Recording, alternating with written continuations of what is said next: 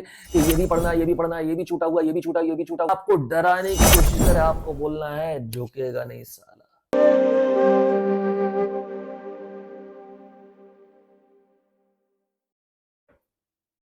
Hello students, welcome to Pharma Sapiens. This is doctor Ashish Pathak here.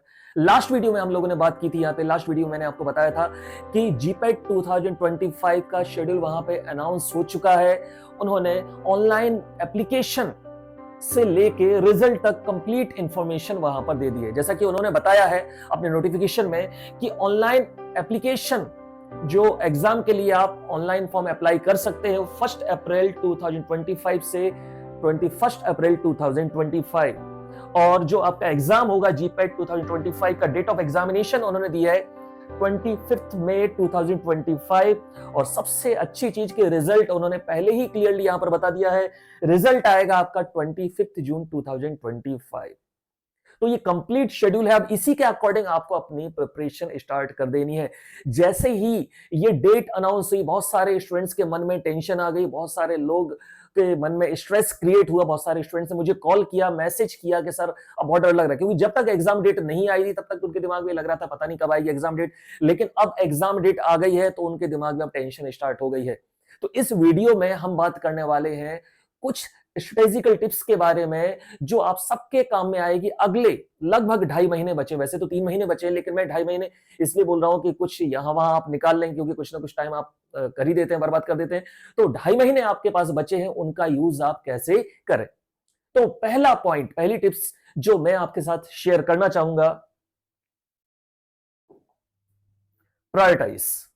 अभी बहुत सारे topics आपके दिमाग में आ रहे होंगे कि ये भी पढ़ना है, ये भी पढ़ना है, ये भी छूटा हुआ, ये भी छूटा, ये भी छूटा हुआ है। सबसे पहले आप प्रायोरिटाइज करो कि कौन से टॉपिक्स हैं जो ज्यादा वेटेज वाले हैं, जिनको हमें ज्यादा वेटेज देना है। तो आपको सबसे पहले क्या करना है, यहां पे प्रायोरिटाइज करना है। सबसे पहले क्या देखना है, उनका वेटेज देखना है। उसके बाद देखना है कि हमारी स्ट्रेंथ क्या है, कौन से टॉपिक्स में हम बहुत अच्छे हैं। फिर हमें देखना है हमारी वीकनेसेस क्या है,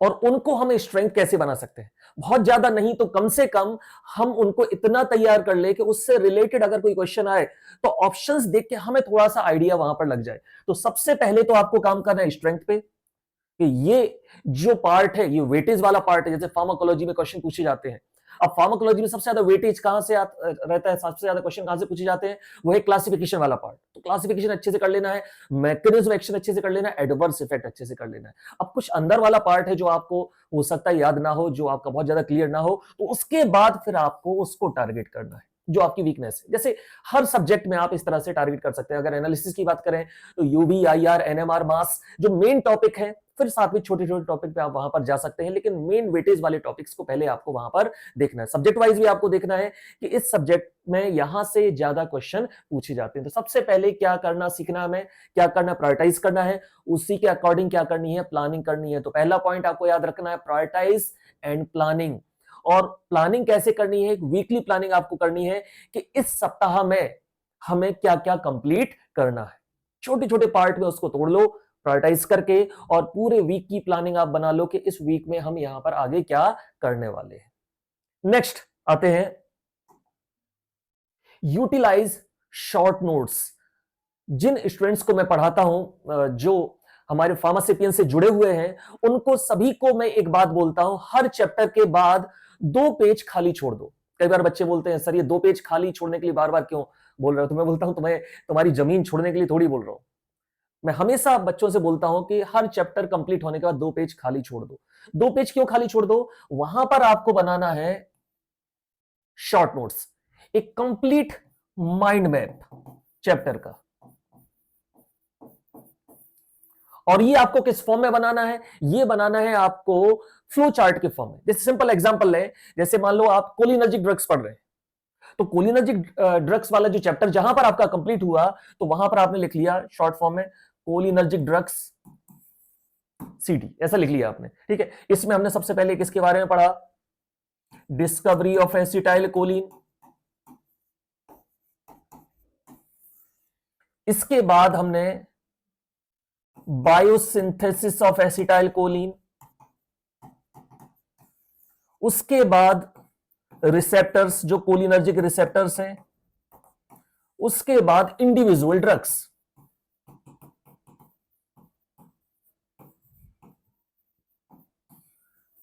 उसके बाद फिर डिस्कवरी ऑफ एसिटाइल कोलिन में हम फिर साइंटिस्ट के नाम यहां पर लिख सकते हैं। हेनरी डेल का नाम हमने लिख दिया यहां पर, ऑटो लुई का नाम लिख दिया।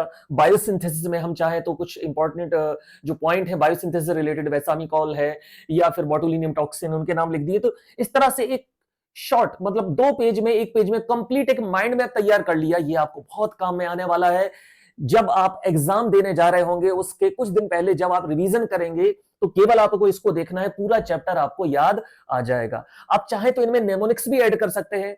किसी भी ड्रग का एडवर्स इफेक्ट है, किसी भी ड्रग के जो मेन यूजेस हैं, उनके जो शॉर्ट ट्रिक्स, शॉर्ट नेमोनिक्स भी आप यहां पर लिख सकते हैं कि जैसे आपने इनको कैसे याद किया था।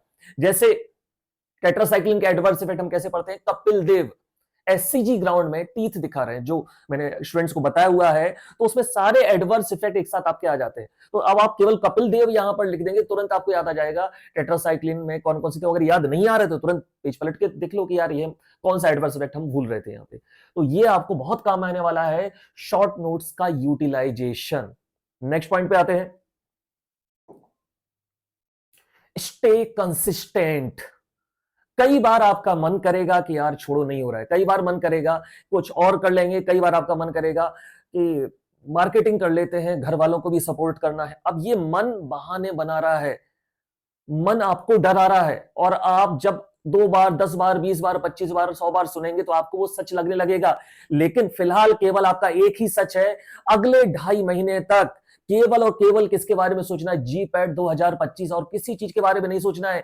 बाद में कुछ भी कर लेंगे, पहले क्या होना है, क्वालिफाई होना है, अच्छी रैंक के साथ क्वालिफाई होना है। फिर भले ही अगर कोई मुझे बोलता है कि सर मैं सोच रहा हूं कि जीपेट की तैयारी ना करके कुछ नौकरी वोकरी कर लेता हूं, अभी थोड़ा सा सर आगे घर को भी सपोर्ट करना, मैं उनसे बोलता हूं पहले क्वालिफाई कर जाओ, उसके बाद अगर आपने तैयारी शुरू की थी और आप यहां तक पहुंचे हैं तो पहले मैं बोल रहा हूं पहले क्वालिफाई कर जाओ, उसके बाद छोड़ देना। त्याग वही कर सकता है जिसने गेन किया है। ऐसा नहीं है आप अगर बोल रहे हो कि मैं छोड़ रहा हूं, आप छोड़ नहीं रहे हैं, आप डर के क्विट कर रहे हैं, आप भाग रहे हैं, और एक बार भागने की आदत अगर पड़ गई तो वो हमेशा बनी रहेगी। तो मैं आपसे बोल रहा हूं कि कैसे बने रहे, कंसिस्टेंट बने रहे। बिल्कुल पढ़ने का मन नहीं कर रहा है, अपने आप से बोलो 2 मिनट पढ़ना है, 2 मिनट पढ़ने की कोशिश करो, अपने आप कॉन्सेंट्रेट होने लगेंगे। इस रूल को बोला जाता है 2 मिनट रूल। 2 मिनट पढ़ना, कुछ नहीं, ज्यादा नहीं पढ़ना है, 2 मिनट पढ़ना है। 2 मिनट शुरुआत तो करो आप, फिर धीरे धीरे आप कॉन्सेंट्रेट होने लगेंगे। याद रखो सबसे ज्यादा टफ होता है स्टार्ट करना। कोई भी काम जो आप टाल रहे हैं, बहाने बना रहे हैं, सबसे टफ काम क्या रहता है, उसको स्टार्ट करें। एक बार स्टार्ट करें फिर वहां पर फ्लो मेंटेन हो जाएगा। तो कंसिस्टेंसी आपको बना के रखनी है। कोई भी त्योहार आ रहा है, कोई भी मैच चल रहा है, कुछ भी चल रहा है, बिल्कुल ध्यान नहीं देना है, केवल यहीं पर फोकस रखना है, डिस्ट्रैक्शंस को बिल्कुल अवॉइड करना है, अपने आप को कंसिस्टेंट बनाए रखना है। ज्यादा पढ़ने की जरूरत नहीं है, फिर से मैं बोल रहा हूं, ज्यादा पढ़ने की जरूरत नहीं है। आज आप अगर टारगेट करें तो 8 से 9 घंटे आप पर डे अगर आप पढ़ रहे हैं, 8 to 9 आवर्स अगर आप पढ़ रहे हैं, पर डे पढ़ रहे हैं आप, तो ये सफिशियंट है। लेकिन कंसिस्टेंट रहना जरूरी है। हमें मतलब नहीं है कौन सा त्योहार है, हमें मतलब नहीं है इंडिया जीती या हारी, हमें मतलब नहीं है मोदी जी ने क्या बोला, हमें केवल एक ही मतलब है कि हम प्रिपरेशन कर रहे हैं। क्योंकि ये एग्जाम केवल इसलिए नहीं है कि हमें केवल ये एग्जाम क्वालिफाई करके किसी पर्टिकुलर कोर्स में एडमिशन लेना है। जीपेट कई जगह काम में आता है, वो एक अलग बात है, लेकिन सबसे पहले हमें अपने बारे में अच्छा महसूस करना है, और उसके लिए हमें कंसिस्टेंट रहना जरूरी है। नेक्स्ट पॉइंट पे आते हैं, हैंडल स्ट्रेस स्मार्टली। अभी थोड़ी देर पहले हम इसी की बात कर रहे थे कि अच्छे से स्ट्रेस को आपको हैंडल करना पड़ेगा। अगर कोई बच्चा मुझे फोन करके बोलता है, स्टूडेंट मुझे फोन करके बोलता है सर बहुत स्ट्रेस हो रही है, मैं बोलता हूं नॉर्मल है और ये अच्छा है। अगर आप मुझे बोलते कि स्ट्रेस नहीं हो रही है तो मैं बोलता हूं कि आप, तो मैं बोलता कि आप एबनॉर्मल हो। आपको स्ट्रेस हो रही है, एग्जाम की स्ट्रेस हो रही है, डर लग रहा है, ये बिल्कुल नॉर्मल है, और ये सभी को होती है। वो बात अलग है कि जब कोई all India first rank, second rank ले आता है तो बोलता है कि मैंने कभी नेगेटिव नहीं सोचा, मैंने कभी स्ट्रेस नहीं ली, मैं अपना काम करता गया। ऐसी सब ये बोलने वाली बातें हैं। सभी को स्ट्रेस होती है, सभी के दिमाग में कभी ना कभी नेगेटिविटी आती है। अब इंपॉर्टेंट क्या है, आप उसको कैसे वहां पर हैंडल कर रहे हैं, प्रॉपर तरीके से आप हैंडल करें। एक तरीका क्या हो सकता है, जो मैं हमेशा बोलता हूं, कि जैसे अभी मैंने थोड़ी देर पहले आपसे बोला कि प्रायोरिटाइज कर लो, प्लानिंग कर लो, ताकि आपको पता रहे हमें किन चीजों के ऊपर काम करना है। रात को सोने से पहले सारे गोल वहां पर लिख लो कि ये हमें कल कंप्लीट करना है। और इसके अलावा आप मेडिटेशन का यूज कर सकते हैं। मेडिटेशन का मतलब ये नहीं है कि आप ऐसे आंखें बंद करके बैठ गए। मेडिटेशन मतलब सिंपल प्रेजेंट में रहने की कोशिश करना। 24 घंटे में से 5 मिनट सुबह और 5 मिनट शाम को, 5-5 मिनट मतलब टोटल 10 मिनट भी अगर आप मेडिटेशन को दे रहे हैं तो आप आसानी से बहुत कुछ हैंडल कर सकते हैं केवल 10 मिनट 24 घंटे में। और मेडिटेशन टेक्निक कौन कौन सी हो सकती हैं वो आप जाके देख सकते हैं। मेरे जो ब्लॉगिंग वेबसाइट है edumentorashish.com, वहां पर मैंने स्टूडेंट्स के लिए अलग से मेडिटेशन टेक्निक के बारे में बताया है। ये मैं कोई एडवर्टीजमेंट नहीं कर रहा हूं क्योंकि मैंने कोई मोनेटाइज नहीं कर रखा है, लेकिन आप जाके एक बार देखेंगे तो आपको वहां पर जानने को मिलेगा कि बहुत सिंपल सिंपल टेक्निक है स्टूडेंट्स के लिए, जिनके थ्रू वो स्ट्रेस को प्रॉपर तरीके से हैंडल कर सकते हैं। नेक्स्ट आते हैं हम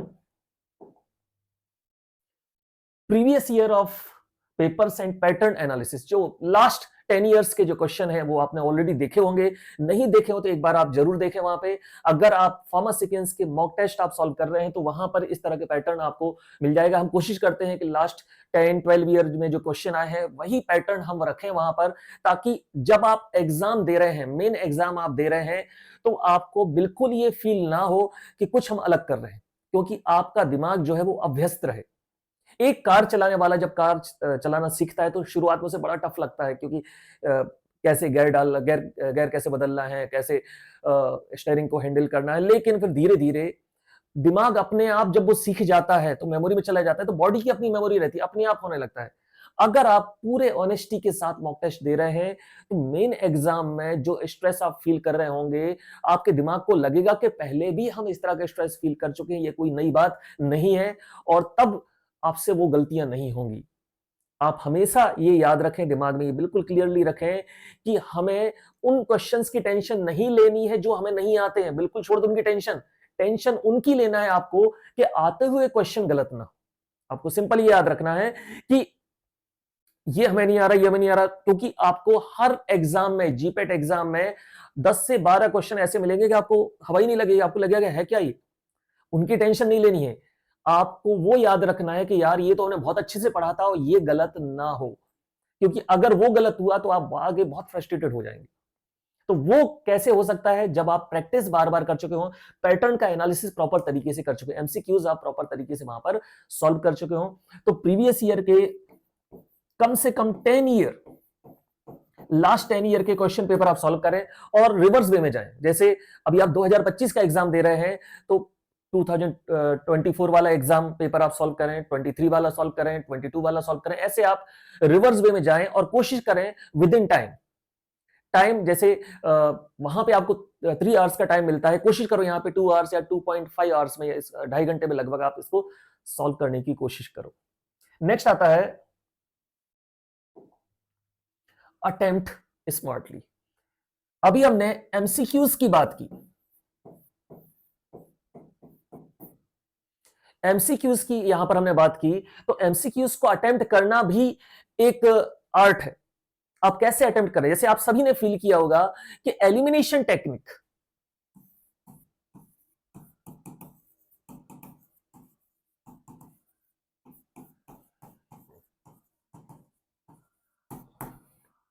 एलिमिनेशन टेक्निक, 4 में से 2 ऑप्शन तो आप अपने आप एलिमिनेट कर लेते हैं, ये तो नहीं हो सकता, ये नहीं हो सकता, अब 2 में कंफ्यूजन होती है। अब आप इस तरह से प्रैक्टिस करने की कोशिश करो कि यार इन 2 में से किसके होने की प्रोबेबिलिटी ज्यादा है। तो एलिमिनेशन टेक्निक जो है उसको आप ज्यादा से ज्यादा प्रैक्टिस करो। और भी एमसीक्यूज सॉल्व करने की और भी बहुत सारे स्मार्ट टिप्स हैं, टेक्निक्स हैं, जो मैंने अपने एक ब्लॉग में बताई हुई है, उसकी भी मैं यहां पर लिंक आपके डिस्क्रिप्शन बॉक्स में शेयर कर दूंगा, आप एक बार जाके वहां पर पढ़ें। मैंने बहुत डिटेल में बताया हुआ है कि कैसे एमसीक्यूज को अटेम्प्ट करें, और कई बार किसी क्वेश्चन के बारे में आपको ज्यादा आइडिया नहीं भी होता है तो भी आप उस एमसीक्यू को अटेम्प्ट कर सकते हैं बाय यूजिंग सम टिप्स और ट्रिक्स। नेक्स्ट आते हैं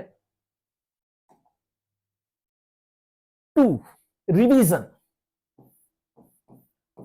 2 टाइम रिवीजन। जो भी आज आपने पढ़ा है तो उसको सोने से पहले कम से कम 2 बार आप रिवाइज करें। कम से कम कितने बार रिवाइज करना है? 2 बार आपको सोने से पहले उसको रिवाइज करना है। और रिवीजन का जो टाइम है, जैसा मैंने अभी आपको बोला, रिवीजन का टाइम है जस्ट सोने से पहले। साइंटिस्ट बोलते हैं रिवीजन का जो टाइम या जो रटने वाली चीजें उनका टाइम रहता है सोने के जस्ट पहले। आपका दिमाग उनको रिकॉल करवाता रहता है, ठीक है। और रिवीजन करते समय आराम से कभी रिवीजन ना करें, ये गलती बिल्कुल नहीं करना है। रिवीजन ऐसे करें कि जैसे 10-15 मिनट में आपका एग्जाम होने वाला है। आप लोगों ने फील किया होगा मेन एग्जाम में, सेमेस्टर एग्जाम में, सेशनल एग्जाम में, लास्ट के 15 मिनट में जब जल्दी जल्दी रिवीजन आप करते हैं, टीचर बुला रहे होते हैं, टाइम हो रहा है, जल्दी आओ, उस समय आप बहुत ज्यादा फोकस रहते हैं। तो थोड़ा सा अंदर से ऐसा आपको फील करना है रिवीजन करते समय कि मेरा एग्जाम आने वाला है, एग्जाम होने वाला है, और जल्दी जल्दी जल्दी आपको रिवीजन करना है। और रिवीजन का टाइम है सोने के जस्ट पहले, और कम से कम उस टॉपिक का जो आज आपने पढ़ा है 2 बार आपको रिवीजन करना है। जब आप बार बार रिवीजन करोगे तो ये आपकी परमानेंट मेमोरी में चला जाता है, फिर आपको रिकॉल होने के चांसेस बढ़ जाएंगे। आपको ये टेंशन नहीं लेनी पड़ेगी कि कई बार आपको ऐसा लगेगा कि जब आप एग्जाम दे रहे होंगे तो कई बार लगेगा कि यार ये कहाँ पढ़ा है, कहाँ पढ़ा है, कहाँ पढ़ा है। लेकिन ऑप्शन जब आप देखते हैं तो आपको याद आ जाता है, हाँ ये यहाँ वहां पे पढ़ा था। क्योंकि एक बार भी अगर आपने अच्छे से पढ़ा है, प्रॉपर रिवीजन किया है, तो ऑप्शन देख के आपको याद आ जाएगा। तो इंपॉर्टेंट ये नहीं है कि आपसे किसी ने कुछ पूछा। कई बार क्या होता है, आप लोग ग्रुप में प्रिपरेशन कर रहे हैं, किसी ने कुछ क्वेश्चन पूछा, अच्छा बता ये कौन सी कैटेगरी के ड्रग है, अब आप भूल गए यार कहाँ था, और फिर एक नेगेटिविटी जनरेट हुई, अरे यार पूरा भूल गया, कितना पढ़े हैं, इतनी बार पढ़ चुके, याद नहीं रहता है। टेंशन बिल्कुल मत लें, जब आप ऑप्शन देखेंगे वहां पर आपको याद आ जाएगा। तो अगर आपने पूरे ऑनेस्टी के साथ तैयारी की है तो आप बिल्कुल टेंशन मत लें। अपना काम आपने बेस्ट तरीके से किया है, अपना काम जो आपका बेस्ट तरीके से आप करने वाले हैं, आप आगे की बिल्कुल भी टेंशन ना लें। ओके, तो जो भी हमने इस यहां पर स्ट्रेटेजी के बारे में बात की है, इनको एक बार हम जल्दी से रिवाइज कर लेते हैं। सबसे पहले हमने बात की प्रायोरिटाइज। प्रायोरिटाइज करना, प्लानिंग करना, प्रॉपर तरीके से प्लानिंग करना। उसके बाद utilise short notes. Short notes का क्या करना, यूटिलाइजेशन करना। हर चैप्टर के बाद जो 2 पेज आपने अगर नहीं छोड़ के रखे हैं तो आप ब्लैंक पेज वहां पे लगा सकते हैं, उनमें शॉर्ट नोट्स आप बनाएं जो कंप्लीट चैप्टर की क्या हो, वहां पर समरी हो। तीसरा, स्टे कंसिस्टेंट। कंसिस्टेंसी होना वहां पर जरूरी है। कंसिस्टेंसी अगर आप नहीं रखेंगे, आपको लगेगा, कई बार आपको ऐसा लगेगा कि आज तो मैं रात भर पढ़ाई करूंगा, उसके बदले में दूसरे दिन दिन भर सोते रहे। ऐसा नहीं करना है। भले ही आप 6 घंटे, 7 घंटे, 8 घंटे पढ़ रहे हैं, लेकिन पर डे कंसिस्टेंट रहना वहां पर जरूरी है। नेक्स्ट है हैंडल स्ट्रेस। प्रॉपर तरीके से स्ट्रेस को हैंडल करना, क्योंकि ये भी इस प्रिपरेशन का पार्ट है। आप अगर किसी भी कॉम्पिटिटिव एग्जाम की प्रिपरेशन कर रहे हैं तो स्ट्रेस उसका पार्ट है, और आपको मान के चलना है कि इसका ही पार्ट है, ठीक है। नेक्स्ट है प्रीवियस ईयर पेपर्स और पैटर्न को आपको एनालाइज करना है। पहले लास्ट के 10-12 साल में किस तरह के क्वेश्चन पूछे गए हैं, किस तरह के क्वेश्चन पूछे जाने की प्रोबेबिलिटी है, उनको आपको एक बार एनालाइज करना है, देखना है, ताकि आपके दिमाग में बैठ जाए इतने तरह से क्वेश्चन पूछे जाते हैं। आप एग्जामिनर की तरह सोचेंगे, आपकी फ्रीक्वेंसी एग्जामिनर की फ्रीक्वेंसी से मैच करेगी वहां पे। Attempt smartly. स्मार्टली क्या करना है, आपको अटेम्प्ट करना है। एलिमिनेशन टेक्निक आपको सीखनी है। आपको सीखना है कि ये नहीं हो सकता, ये नहीं हो सकता, और ये भी नहीं हो सकता, तो एक ही बचा है फिर आपका। वो टेक्निक्स कौन सी है एमसीक्यू सॉल्व करने की, वो मैंने अपने ब्लॉग में बताई है, वो मैं डिस्क्रिप्शन में यहां पर आपके साथ शेयर कर दूंगा। और जो भी आप पढ़ रहे हैं, कम से कम 2 बार आपको सोने से पहले क्या करना है, रिवाइज करना है। रिवीजन प्रॉपर करना जरूरी है। तो कैसे याद रखोगे आप अगले 2.5 महीने की जो आपकी स्ट्रेटेजी होने वाली है, कैसे याद रखोगे? पुष्पा 2। कैसे याद रखने वाले हो? पुष्पा 2। तो जब भी दिमाग में नेगेटिविटी आए, जब भी लगे कि यार मन नहीं कर रहा है, जब भी मन बोले, मैं हमेशा बोलता हूं ये मन बड़ा काफिर है, खुद पर ईमान नहीं लाने देता। तो जब भी मन बोले कि यार नहीं हो पाएगा अपने से, जब भी मन आपको डराने की कोशिश करे, आपको बोलना है झुकेगा नहीं साला। तो इस वीडियो में फिलहाल इतना ही। इसी तरह के और भी वीडियोस मैं आपके साथ लाता रहूंगा। कुछ टेक्निक्स हम आपके साथ शेयर करते रहेंगे। बीच बीच में अभी कुछ वीडियो में लाने वाला हूं जहां पर हम आपको एमसीक्यू सॉल्व करवाएंगे। तो हमारे साथ बने रहिए। और लगातार सीखते रहिए। तो मिलते हैं नेक्स्ट वीडियो में, तब तक हैप्पी लर्निंग।